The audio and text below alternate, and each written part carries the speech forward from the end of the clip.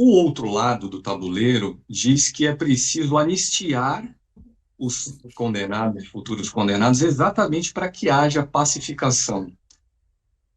Nós não teremos, propriamente, em razão da divisão política do Brasil, uma pacificação. Teremos um lado satisfeito e o outro lado extremamente revoltado, né? Como é que o Brasil sai dessa? Como é que a gente lida com isso, na sua visão? Aí é luta política, diferente de uma interrupção do processo democrático. Você imagine a extrema-direita no Brasil voltando ao governo ou tendo persistido no governo e não respeitando o resultado das eleições de 2022. Imagina onde nós estaríamos agora, né?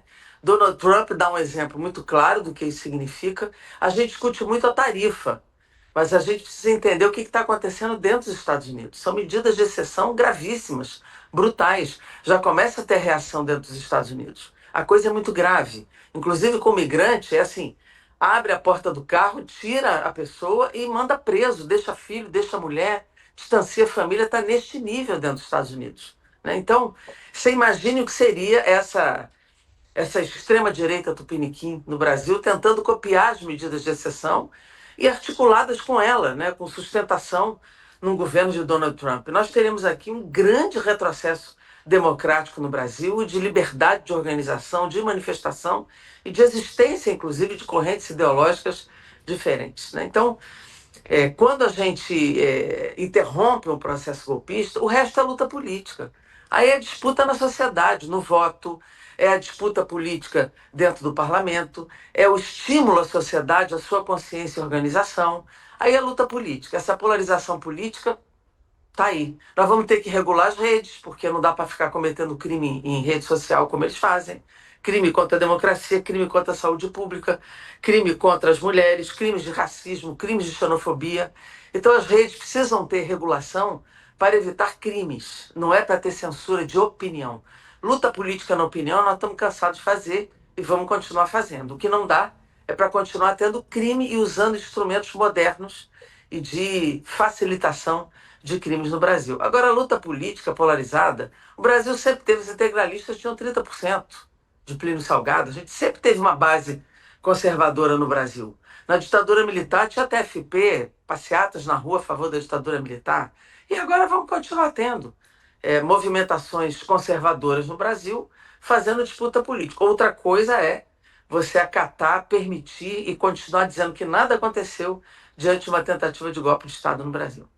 Eles invertem tudo, André. Eles falam em liberdade de expressão, eles falam em democracia, eles falam em direitos humanos, eles roubam, tentam capturar as bandeiras para parecer palatável a ação golpista e a ação autoritária deles. Né? Isso eles fazem todo dia no Congresso Nacional, é irritante de ver, mas a gente, pelo acúmulo e pela experiência que tem ali dentro, a gente ouve e reage. Né?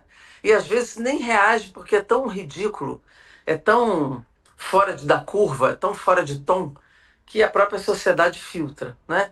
Agora, anistia, a votação da anistia, na minha opinião, tem duas derivadas aí. A primeira delas é como a sociedade vai enxergar o parlamento a partir disso.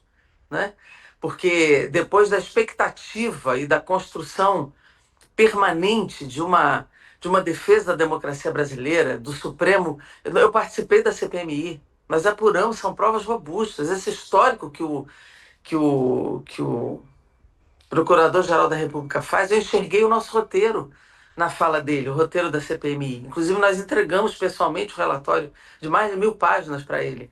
Então, nós apuramos desde 7 de setembro de 21, que foi quando eles ameaçaram pela primeira vez invadir os três poderes, né? E fala abertamente que não ia mais aceitar decisão judiciária, que não ia mais cumprir nenhuma decisão da Suprema Corte, que invadiu os três poderes, botaram muita gente em Brasília. Nós pegamos a CPI desde esse período, né? Desde esse período. Então, a sociedade está ouvindo o que a gente está dizendo e elas próprias estão vendo o que está acontecendo, viram o que foi a pandemia, viram o que foi o governo Bolsonaro e estão numa expectativa absurda sobre o resultado desse julgamento. Você imagina a frustração de expectativa, o parlamento, na semana seguinte, votar o perdão a tudo isso que se viveu no Brasil. Então, eu acho que o parlamento já não tem grande credibilidade, vai para o fundo do poço né? E isso é muito ruim para a democracia brasileira. E a segunda é isso, a gente se desmoraliza no parlamento, isso não tem nenhuma eficácia. Porque, primeiro, eu acho que não sai do outro lado no Senado, um texto de anistia, e o Supremo derruba, porque são crimes de cláusula pétrea, não cabe anistia, não cabe indulto.